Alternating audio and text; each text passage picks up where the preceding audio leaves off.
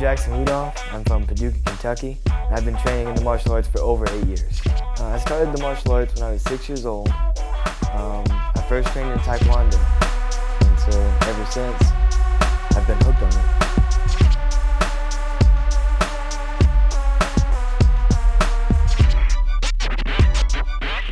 I had always done team sports, and the martial arts gave me a chance to do something individual, and I also liked the character that it helped me with, the respect, the confidence, and all of that. My philosophy is that you're successful with your basics, but you wow the crowd with your tricks. And so I always perfect all the basics that I can. Half the divisions I run are traditional divisions, and I really enjoy just perfecting, the 3 basic kicks: front kick, ground kick, side kick, drilling my punches, making sure that my stances are always in the correct positions.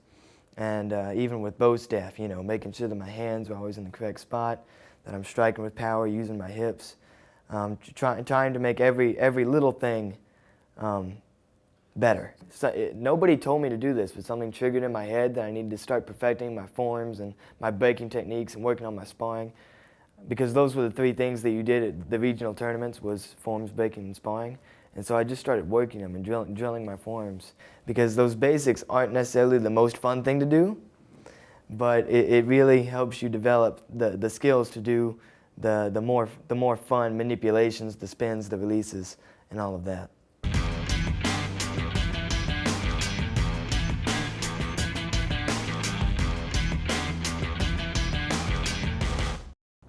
This is the up-down strike. I'm gonna start from forward strike. One more time. Couple key points on this one. You always want to make sure that when you come up and when you come back down, that the bow is parallel with the ground. All that means is that it is flat straight across. We don't want any angles going up or any angles going down. Also want to make sure that we keep our hands in this good thirds position. All right, sliding that hand back up to thirds after our forward strike. Let's break it down. We're in our forward strike position right here. Left hand's at our hip, right hand's rotated over.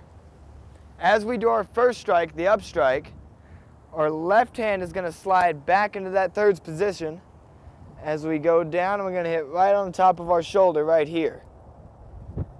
Then for the down strike, the left hand pulls back in as right hand pushes forward.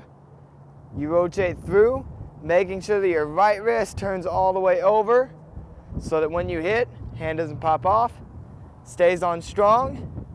The strike is parallel with the ground. Tip of the bow is even with your shoulder, right here. One more time together. From the forward strike position, our left hand slides back into the thirds position. As we come up, hitting the top of our shoulder with the up strike.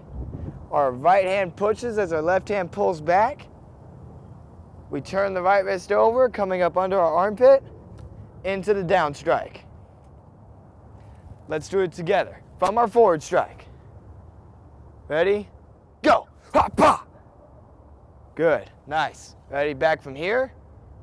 And go! Ha, pa! Ha, pa! And that's your up and down strike. I started the bow staff about a year after I started karate, so I would have been 7 years old at the time. At first, it's always weird with a new weapon, whether it's bow, sword, anything, because a lot of people think that you can just pick it up and do whatever you want with it, and that's bow staff, but it's not. You've got to hold your hand in certain positions and move your arm a certain way to do strikes. And so that was difficult for me at first. That was more difficult than doing the spins and stuff at first, was actually learning how to do the strikes correctly and all that. And then as I got the strikes, I started going to regional tournaments and doing just my basic form. And I would see other black belts doing some other cool spins and tricks. And so kind of like it was with me as a beginner wanting to learn from the advanced belts, I wanted to learn from these guys. So I would go up to these guys and be like, yo, can you show me how to do that? And then they usually did it. Actually, one of my best moves is the fantail. It's a move where you bring the bow out from in front of you and whip it down and spin it on your palm behind your back. And I learned that from a local competitor named Justin Johnson.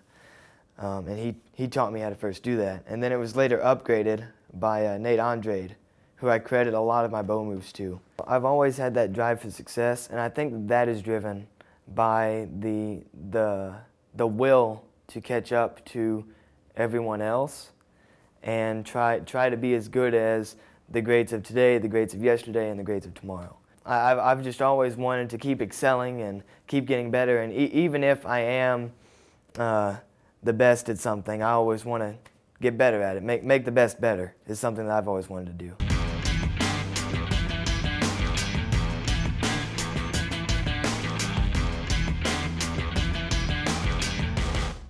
Now let's work on the palm spin. To the palm spin, we're going to have our hand right in the middle of the bow. All right? Hand's going to come up above our head. I'm going to do it full speed. Right there. Something very important on this move. Make sure that your offhand, your left hand, in most cases, is going to be either chambered up at your ribs, or you can bring it across up under your right arm. Never have it hanging down here. All right, so we're chambered here or here. Let's break it down. So we're here. You always want to turn it to your right. Okay? If you turn it to your left, then what happens is you're spinning it towards your pinky, and there's nothing to stop the bow, so it'll slide off. When you spin it towards your right, you're spinning it in towards your thumb. When you spin it in towards your thumb, there's a big meaty part of your hand there, and so it stops it from falling off of your hand. So from here, we give it a little bit of turn to our left, and then unwind it to our right, making sure that our palm stays flat. If our palm is too far back or too far forward, it's going to cause the bow to tip and fall off. So we want to keep that palm flat and come straight across here. When the bow gets horizontal, that's when you make the catch. Never try to catch the bow while it's vertical, because then you wind up with it stuck between your fingers. Another thing that's important, you want to make sure you never palm spin up here with your hand way above your head, because what happens is you lose control of your palm spin when it's up so high. If you keep your elbow down close to you and you keep your hand up right above your head, it gives you much more control over the bow, and it leads to a much faster and tighter palm spin. Once you get your palm spin down, there's always upgrades to it. You can stand here, spin around with it. You can also bring it into the fantail, leaning over, keeping the balance the same way. So many different things come from this one basic move. If you guys can get this down, it's going to help you out a lot. Do it with me real quick. Right here. Turn it a little bit to your left and unwind. And catch. Good. Don't feel bad if you drop, because I promise it'll probably happen. It happens to me all the time. Right here, turn it to your left and go. Go ahead and do just that about 10 or 15 times, just turning it to the left and giving it a shot, because the more you try it, the better chance you'll have at having a success. And that's your palm spin. In the martial arts, my big thing is that as I keep growing, to make sure that I hand off everything down to the future generations. It's just really cool to be able to help this next generation of competitors, and you know, especially with this hyper stuff, being able to take it out on a worldwide level and help all of these kids, adults, all ages, be able to do some of the stuff that the top competitors in the world are doing today. Short-term goals, I just want to keep my consistency. You know, keep building, keep innovating, and also keep teaching these new guys. You know, that's what's important to me, because as a junior, I've done pretty much everything you can do, and so now it's just helping these guys that are going to come after me be able to do the stuff that I do. I actually, if anybody's going to break my records, I hope it's the next guys.